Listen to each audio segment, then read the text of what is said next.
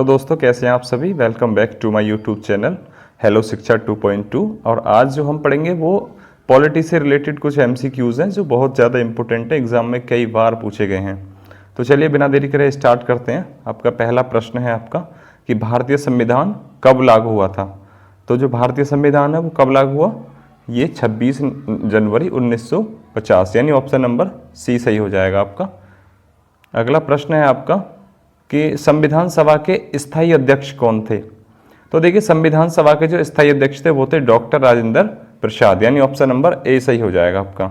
और जो यदि पूछे आपसे कि अस्थायी अध्यक्ष कौन थे, तो अस्थायी अध्यक्ष थे आपके सच्चिदानंद सिन्हा। क्वेश्चन नंबर 3 है आपका कि भारत का संविधान किस प्रकार का है, कठोर है, लचीला है, कठोर व लचीला का मिश्रण है। तो ये जो भारत का जो संविधान है हमारा वो कठोर और लचीला वो दोनों का मिश्रण है। तो ऑप्शन नंबर सी हो जाएगा आपका एकदम राइट आंसर। अगला प्रश्न है आपका कि संविधान का कौन सा अनुच्छेद राष्ट्रपति के महाभियोग से संबंधित है। तो ये ऑप्शन नंबर बी आर्टिकल 61 जो है वो राष्ट्रपति के महाभियोग से संबंधित है। अगला प्रश्न है आपका कि संसद के कितने सदन होते हैं। तो देखिए संसद के 3 सदन होते हैं, एक लोकसभा, एक राज्यसभा और एक राष्ट्रपति। ये 3 सदन होते हैं संसद के। तो आपका जो ऑप्शन नंबर हो जाएगा सी 3 सदन। अगला प्रश्न है आपका राज्यसभा के सदस्यों का कार्यकाल कितना होता है। देखिए ध्यान से पढ़ना है प्रश्न को कि ये पूछ रहा है राज्यसभा के सदस्यों का कार्यकाल कितना होता है। तो राज्यसभा के जो सदस्य होते हैं उनका जो कार्यकाल होता है वो 6 वर्ष का होता है। तो ऑप्शन नंबर डी सही हो जाएगा आपका। अगला प्रश्न है आपका संविधान में मौलिक अधिकारों की संख्या कितनी है। तो देखिए वर्तमान में यदि पूछे कि संविधान में मौलिक अधिकारों की संख्या तो वो है 6, यानी ऑप्शन नंबर बी। और यदि पूछे मूल संविधान में कितनी थी, तो मूल संविधान में जो मौलिक अधिकारों की संख्या थी वो 7 थी। उसके बाद में क्या हुआ, जब एक अमेंडमेंट किया गया 44वां संविधान संशोधन 1978 यानी 1978 में एक संशोधन किया गया जिसमें हमने जो 7वां जो अधिकार था संपत्ति का अधिकार उसको हमने हटा दिया। तो अगला प्रश्न है आपका कि राष्ट्रपति का शासनकाल कितने वर्षों का होता है। तो ये तो सभी जानते हैं 5 वर्षों का होता है। तो ऑप्शन नंबर बी सही हो जाएगा आपका। अगला प्रश्न है आपका न्यायपालिका की स्वतंत्रता की गारंटी कौन देता है। तो ये ऑब्वियसली सी बात है संविधान देता है। ऑप्शन नंबर बी सही हो जाएगा आपका। ऑप्शन नंबर बी पे टिक कर देंगे हम। अगला प्रश्न है आपका भारतीय संविधान की प्रस्तावना में कौन कौन से आदर्श शामिल हैं। तो देखिए धर्मनिरपेक्षता ये भी शामिल है, समाजवाद ये भी शामिल है, लोकतंत्र ये भी शामिल है। तो ऑप्शन नंबर आपका डी हो जाएगा उपरोक्त सभी। अगला प्रश्न है आपका भारत का वास्तविक कार्यकारी प्रमुख कौन होता है। तो देखिए ये वास्तविक पूछ रहा है, तो वास्तविक जो कार्यकारी प्रमुख होता है वो भारत के प्रधानमंत्री होते हैं। तो ऑप्शन नंबर बी जो है आपका एकदम राइट आंसर हो जाएगा। आपका अगला प्रश्न है भारत एक धर्मनिरपेक्ष राज्य है, इसका क्या मतलब है, यानी इसका क्या तात्पर्य है।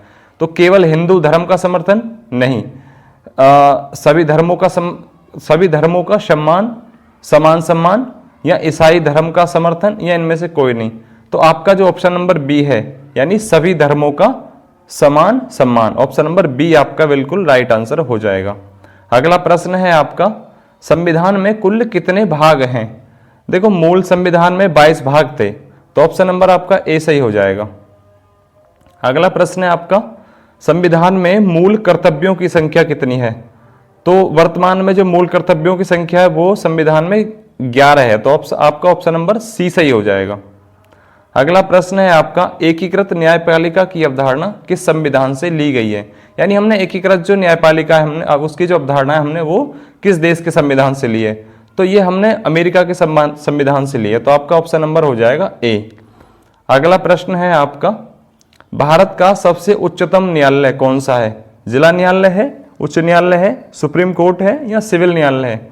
तो ये सभी जानते हैं भाई सुप्रीम कोर्ट हमारे यहाँ का उच्चतम न्यायालय है। तो ऑप्शन नंबर सी जो है आपका एकदम सही आंसर हो जाएगा।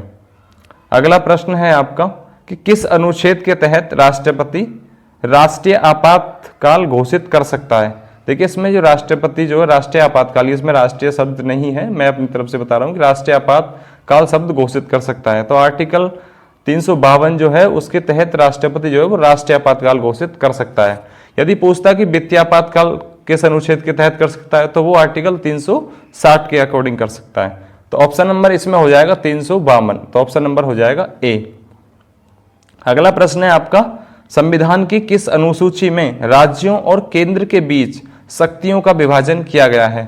तो ये ऑप्शन नंबर ए सही हो जाएगा इसका। 7वीं अनुसूची में जो है इनका हमने राज्य और केंद्र के बीच में शक्तियों का विभाजन किया गया है, ऑप्शन नंबर ए। अगला प्रश्न है आपका, भारतीय संविधान का अनुच्छेद 370 किस राज्य से संबंधित है? तो ये तो सभी को पता है, जो ऑप्शन नंबर बी है, जम्मू और कश्मीर। तो इस पे हम टिक कर देंगे अपना ऑप्शन नंबर बी। अगला प्रश्न और लास्ट प्रश्न है आज आपका इस वीडियो का, भारत के संविधान की रूपरेखा किसने प्रस्तुत की थी? तो ये इसमें देखो ऑप्शन नहीं दे रखा है, बाकी ये जो इसका जो आंसर हो जाएगा वो हो जाएगा बी एन राव ने।